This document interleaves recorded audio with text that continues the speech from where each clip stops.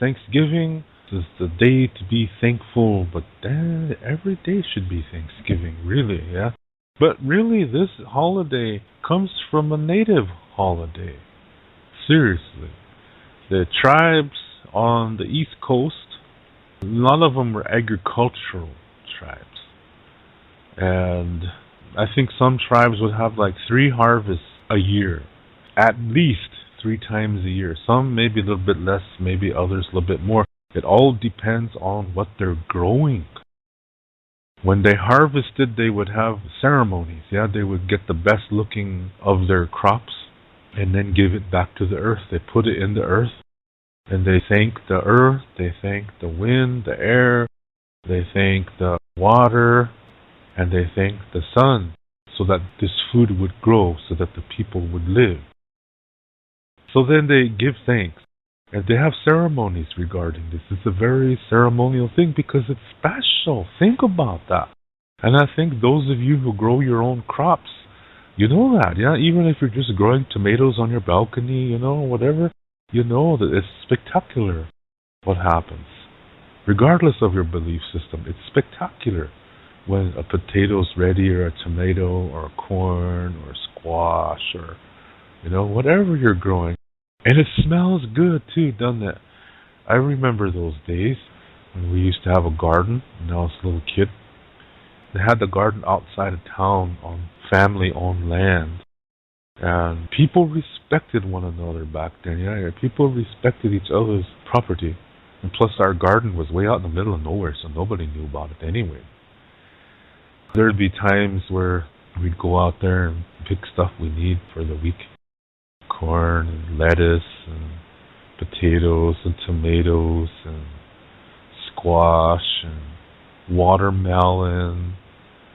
Jeez, that smells good. Yeah, freshly picked and ripe vegetables. Well, I guess watermelon is a fruit, but nevertheless, is it a fruit or a vegetable? I don't know. I don't care. It tastes good. But it really smells good. Yeah, that fresh stuff. The fresh stuff, and you wipe off the dirt and clean it, and that smells good. Yeah, good time. I'm really glad I experienced that. It's something, yeah.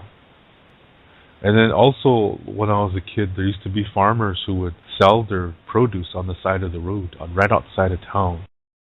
So we used to stop in there and buy things too. I really prefer that, yeah, the real fresh stuff. Today's stores, just not like that.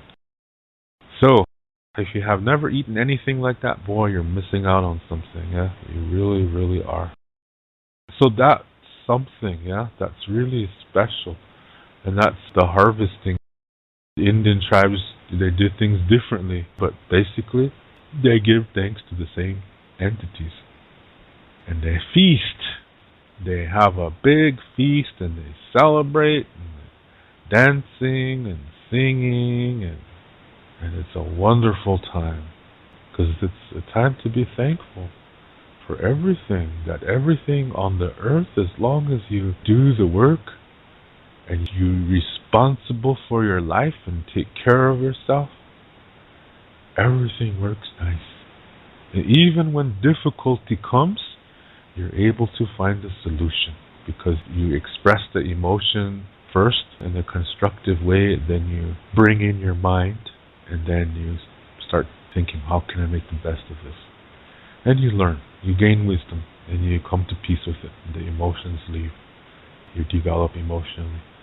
So even through difficulties, there's beauty in the end when you do your part. Okay? So it's a wonderful thing. Wonderful. Wunderbar. And so this is what Indians were doing for thousands and thousands and thousands and thousands of years. Then the Pilgrims came over, and they really kept to themselves. Of course, they're scared. They set up their log cabins and such where nobody's living. They tried to grow their crops that they grew when they lived in Europe. And the Indians noticed it, and they're like, geez, they're living on land that's not even good for farming. And the other thing is, those kind of things can't grow here. So they kind of kept the eye on them, and they saw that their crops died. The Pilgrims' crops died. And some of the nearby tribes were having one of their harvest festivals, their Thanksgiving.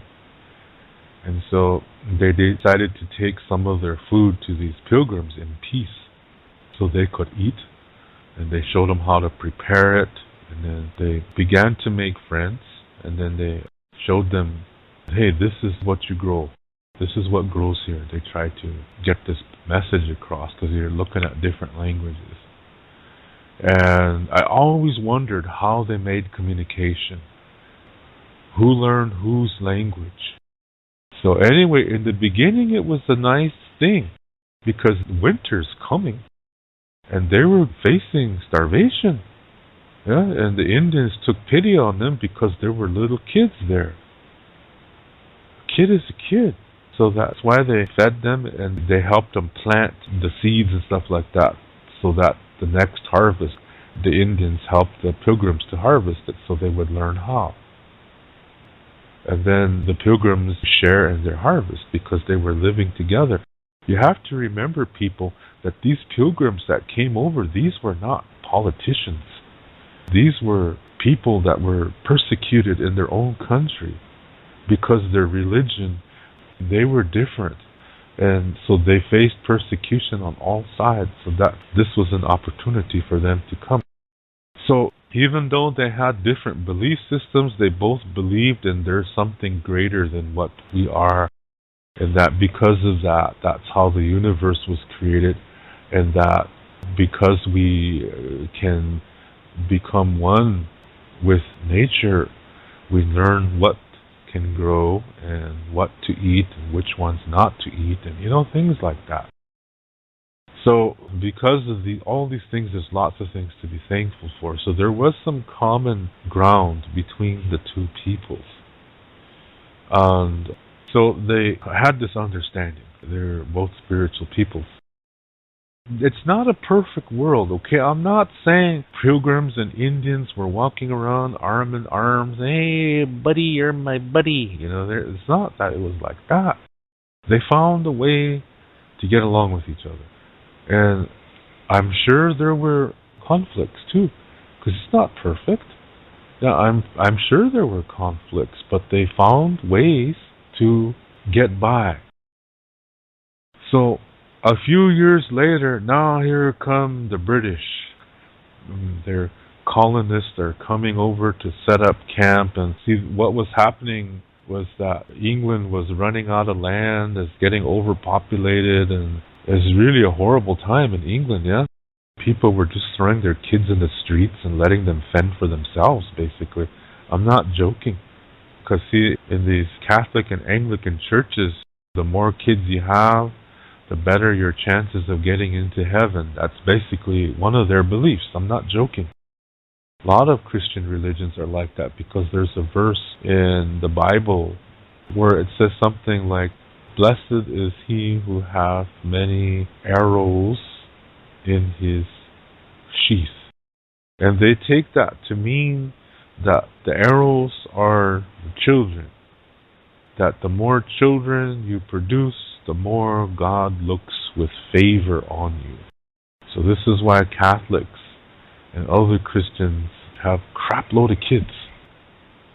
And sometimes they would do this, but then they couldn't feed them all. So they just throw them in the street. Just dispose of their children. The children had to live on the streets like gangs. That's what was going on in England. It's really rugged. So then some of these wealthy people in England, after they heard about the Dutch colonies, they decided to set up camp there too, to North America, but they were businessmen about it. Yeah, so they were like, okay, this is a way for British people to sell themselves as slaves for 5 years. These rich British bankers would send them over to North America, to these colonies, and they would have to farm the land, and everything goes back to the bankers. So they don't get anything. But in 5 years, they earn their freedom. So they're called indentured servants. So they started coming over like that. And these kind of people were usually, of course, poor people. They were not too smart and very thick-headed, as a lot of unintelligent people are. So it's setting up ingredients for the soup to go bad. Yeah. So now you have people coming over, and more and more and more are coming. In the beginning, they make agreements with the Indians. Then they break the agreements, and then they start pushing Indians off their land, and they start burning Indian villages. If they didn't leave, they would burn them. They captured some as slaves and sent them back to England. Most of them died on the way over, on the sea. They just threw them in the ocean. It was a horrible time. Now it just goes horrible from here. I'm just hitting the main points. I'm not going to go through every treaty and every agreement and stuff like that. I'm just going to tell you basically what happened. This is true, what I'm saying. You can research this on the internet. It is there. So, next, as they're chasing Indians off their lands to steal their property and stuff like that, the next thing that happens is that a harvest is coming. Because, see, they've set up camp now. The British colonists have really set up camp now. And then they started to learn from the Pilgrims what to grow and stuff like that. So they started to want more. Because, see, the more crops they grow and send back to England, the sooner they can get out of their indentured servant status. So this fuels them. They say, hey, the only way to produce more crops is to get more land. That means we take it from the Indians. So at one of the harvest ceremonies that they were having, these British colonists, they surrounded this village and they killed everybody. They brutally mutilated them. They cut their heads off. They gutted the Indians and just let them lay like that, dying slowly like that. And then they brought their heads into the center of their colonist town. See, they were having a Thanksgiving festival too. So they brought all these Indian heads in, and they put them on poles in the ground, and they put them in the center of their town. And they had a huge celebration. There's usually a park in the center of the town. So they had all these Indian heads on these poles, and in amongst all of this, all the colonists were sitting there, feasting away on their turkey and potatoes and vegetables, and they were celebrating. They gave thanks to God for this land that they believe God gave to them. You see, the mentality is quite different than the first Pilgrims. See, you cannot say all white people are the same, because they're not. And not all Indians are the same either. There's bad Indians too. Even back then there were bad Indians. We were not a perfect people. This is documented. It was a huge festival. Just think, all these families are sitting in the park, eating their Thanksgiving meal, celebrating, thanking God for everything they have. All that time, all around the park, are the heads of Indian people, including Indian babies, on these sticks that they put in the ground, these poles that they put in the ground. That is gruesome. How can you eat like that? I couldn't. Could you? You have all these poles surrounding you, and they all have the heads of people on them, and yet you're sitting in the middle and celebrating, thanking God? How can anybody do that? The only way that that's possible is to be mad, to be drunk in emotion, to be intoxicated in emotion, because the brain is not even working. So they feel extreme hatred for the Indians at that time. And of course, the hatred is still there. But this is the beginning of the American Thanksgiving. So I gave you the full account. This is the full account. Now, what a lot of Indian radicals like to bitch about is only the American one. And I really don't like that, because to me, that's dishonoring the natives who were murdered. To me, this is totally dishonoring the ancestors, betraying the ancestors, because the ancestors did not live with hatred in their hearts. They lived with peace in their hearts. The ancestors believed that emotions are part of either blessings or learning experiences, that you do not live in the emotion. That's the ancestral belief of most tribes. But today's radical Indians are racist, and they have hatred in their hearts. They don't have peace. So they're the same as those colonists who were celebrating the death of these Indians, with these Indian heads stuck on these poles all around the city square, the city center. So if you're a Native American and you're hating white people because of what they did in the first American Thanksgiving, you are only focusing on one part of a bigger picture. You're closed-minded,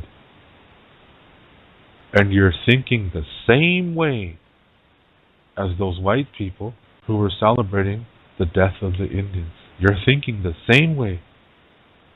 You're just like them because you have hatred in your heart.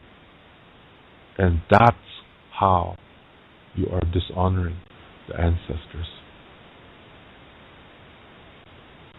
Because I'll say it again, the ancestors did not have hatred in their hearts. They had peace in their hearts. The ancestors believed that emotions are just part of either learning experiences or blessings, but that they go. You're not supposed to live in an emotion, because if you do, then you become blocked. Then you will not see the fullness of reality, and you will never know what love is. The only way to know love is to learn from your difficulties and enjoy your blessings. The emotions flow through you. You receive peace.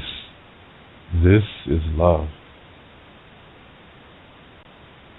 But if you hang on to anger and hatred in your heart, you're not living like the ancestors. You're living like those colonists who had hatred in their hearts too.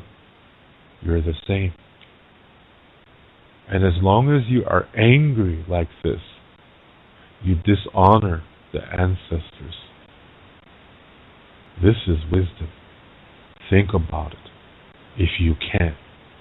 Because most Indian radicals and racists are so full of hatred that they're just as close-minded as the Ku Klux Klan and the Aryan Nations and the neo-Nazis and all these other white supremacist groups. They're just as close-minded as them.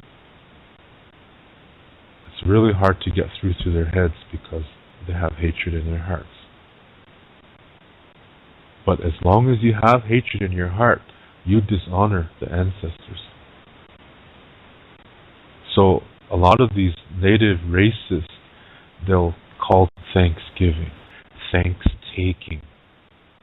See, they're only focusing on that American version. And they're native, but they're focusing on the American version. Why the hell is that? That shows you that when you have hatred in your heart, your communication doesn't even make sense. It's stupid. Thanksgiving, I choose to look at the native way.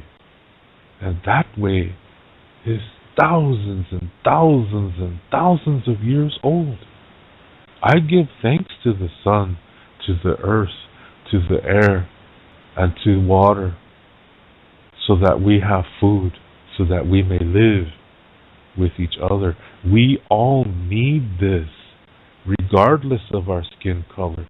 This is why the first Pilgrims and the Indians got along, because they have this understanding that everybody needs earth, wind, fire, and water to live. That's why they had that mutual respect in the beginning. So in the beginning, the Pilgrims took on the native version of Thanksgiving. But it was when the colonists came from England, that's when things fucked up. Because they're coming with duality, more so than the Pilgrims had. Pilgrims were dualistic too, but they were more open than the colonists were. So this is the full version of the Thanksgiving story. And like I said, I choose to respect my ancestors, all ancestors, even the ones that are from different tribes. I choose to honor them by giving thanks to the earth, to the wind, to the water, to the sun, for everything so that we can live. And you gather with your family and anybody who needs something to eat that day. You bring them in and say, hey, come in, let's fellowship. Let's have a good time. This is a time to be thankful. Don't ever think you have nothing. You have something. We have each other. We have each other. And most importantly, you have yourself. This is wonderful. You have a body, you have a mind, you have emotion, you have soul. It all connects. And where it connects deep inside of you is your sacred center. We all have this. Not just Indians. We all have this. This is what makes all humans ikje. Old Indians, they say, Chi ikje wi ma cha sha cha heche. That's because I'm a human man, or a common man. That's what that means. It doesn't mean I'm Lakota. It means I'm human. The ancestors never called themselves Lakota. They called themselves Ikje Oyate, common people. That's what they call themselves. Most tribes have a very similar name too. Lakota is recent. That's not ancient when you're looking at how long we've been here. So the native Thanksgiving ceremony is thousands and thousands of years old. It honors everything. It honors each other, and it honors the self. Because reality begins within, where your body, mind, and heart and soul connect. That is where reality begins. That is where that sacred center is inside of you. So when you take care of those four parts the best as you can, you're going to communicate in a healthy way. You'll find peace inside of yourself. You'll establish it, and you'll nurture it by learning through difficult experiences and enjoying blessings. You know how to handle conflict. You'll know how to face difficulty and learn from it. It's not a bad thing. It's a part of life, but it's a part of life that teaches you something. And that any time you can learn something is a good thing. This is the ancestral way. This is why the Indians pitied the Pilgrims, because we're all human. A lot of racist Indians, they like to say, hey, they should have killed all those Pilgrims when they came. Then that would have stopped the rest of them from coming. It doesn't matter. It's happened, and we have to come to peace with it. All of us. We have to come to peace with what happened and grow from it as a nation. Otherwise, we kill ourselves. So all these native racists who are talking about thanks-taking, they're not doing anything to help the situation, and they're doing everything to dishonor the ancestors. This is not our way. And most of these Indians that talk like this, they can't even speak their own language. Maybe that's why they're acting like that. It's not enough to speak from the heart. You have to speak from the mind. And if you have a language, you should speak from it. You should learn it. Because that's thousands of years old. So this whole stuff that you see, usually Indians are sending around these pictures of thanks-taking, or if you see a picture of an old Indian and with the words, we've allowed the immigrants in too, and look at what happened. Yeah, see, that's their take on the current migrant crisis of today, and that is racist. That is not our way. To talk like that is not our way. One of the most stupid things I heard a guy say, he said, yeah, we have to be ready because when all the white people disappear, we have to be ready to take back all our land. And I was like, that is total racism. If all white people were to disappear from this earth, we will too. Because we're all connected. They're human. We are too. See how stupid racism makes people talk? And all white people go, then we have to be ready for that. That's not going to happen, folks. If the white people go, we're gone too. Everybody's gone. We're all in the same boat. Or if you want to speak in native ways, we're all on the same turtle. Yeah? And this nonsense of thanks-taking, that's only focusing on that first American Thanksgiving. It doesn't even take into consideration the thousands upon thousands of years of native Thanksgivings. It just totally blocks that out. They don't even want to see that. These native racists, they don't even want to acknowledge the fact that our ancestors celebrated Thanksgiving 3 times a year for thousands and thousands and thousands of years. They don't want to address that. They don't want to look at it. They don't want to regard it, which means they don't believe it.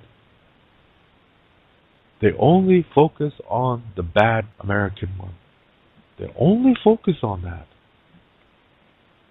That's like looking at a big puzzle and just looking at one piece and throwing the rest in the trash and saying, this is a bad piece. God damn this. They throw it on the floor and stomp on it and everything, and they keep doing that over and over and over. Meanwhile, maybe there's 999 other pieces that are still out there, and they refuse to acknowledge that. Those other 999 pieces represent the thousands and thousands and thousands of years that natives have been celebrating their own Thanksgiving 3 times a year. So native racists, so stupid. Just as stupid as the Ku Klux Klan. I always try to explain the total picture. Look at the total picture, not just the corner, but everything.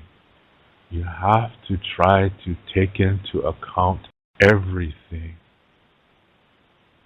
So to only focus and attack the American one is to also attack the native one, because the American one comes from the native one.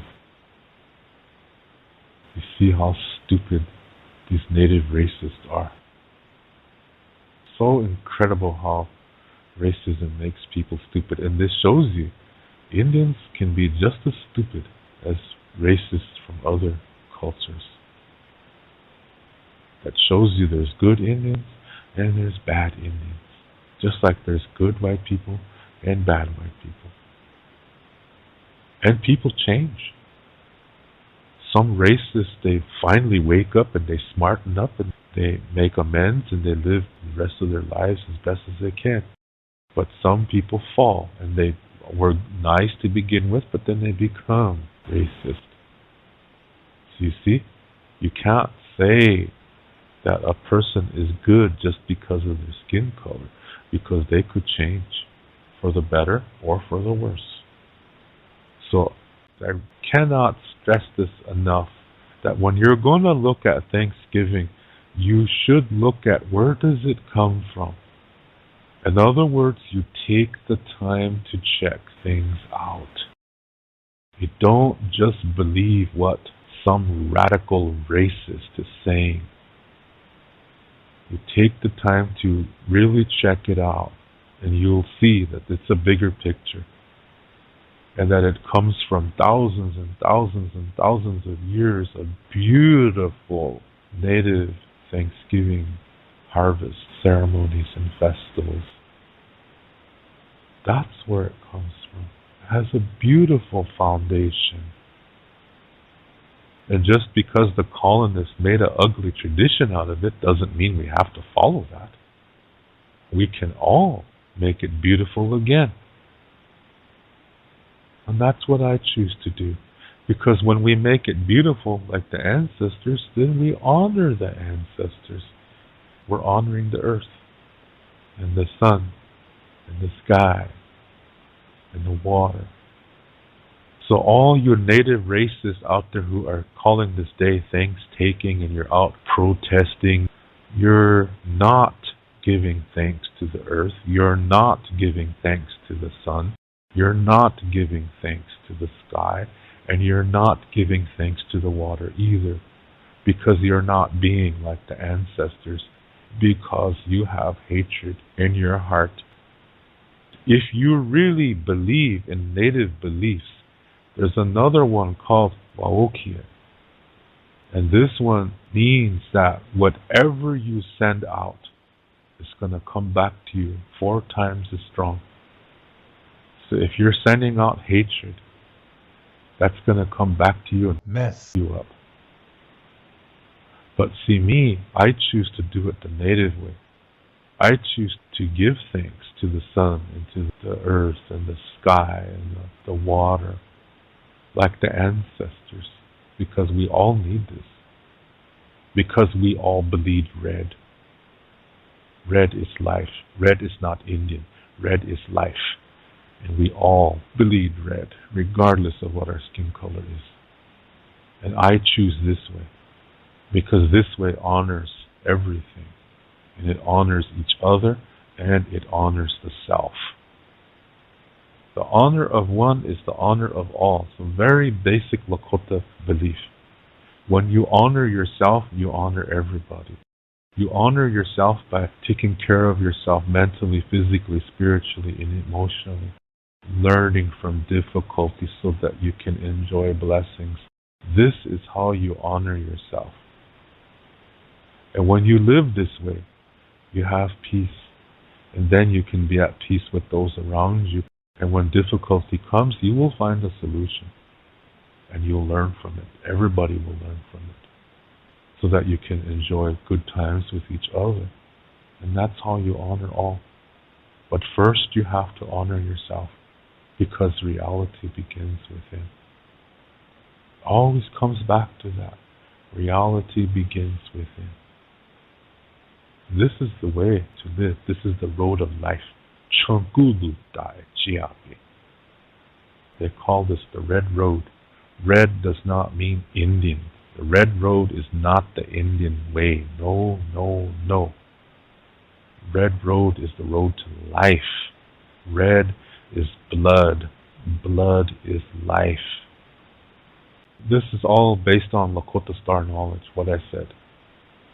So this is really what I want people to know, to look at the full picture. When you honor yourself by taking care of yourself as I described, that means you take the time to check things out because you've done it to yourself first. Then it's a natural thing to do.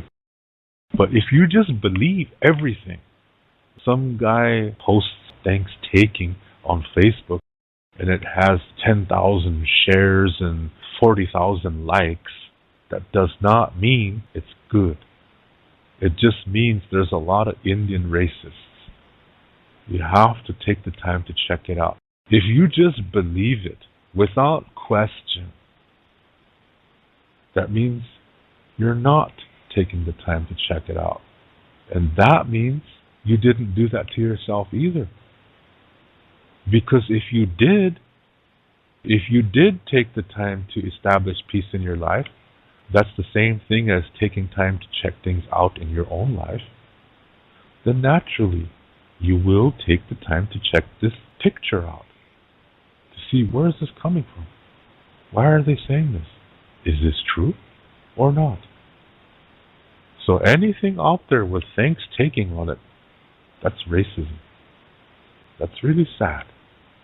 So I don't like it when these Indian racist people do all their Thanksgiving protests because they're only focusing on that American version. And they're totally denying the thousands and thousands of years of native Thanksgivings. They're totally denying those. They're denying that even happened. So that means they're going against the ancestors.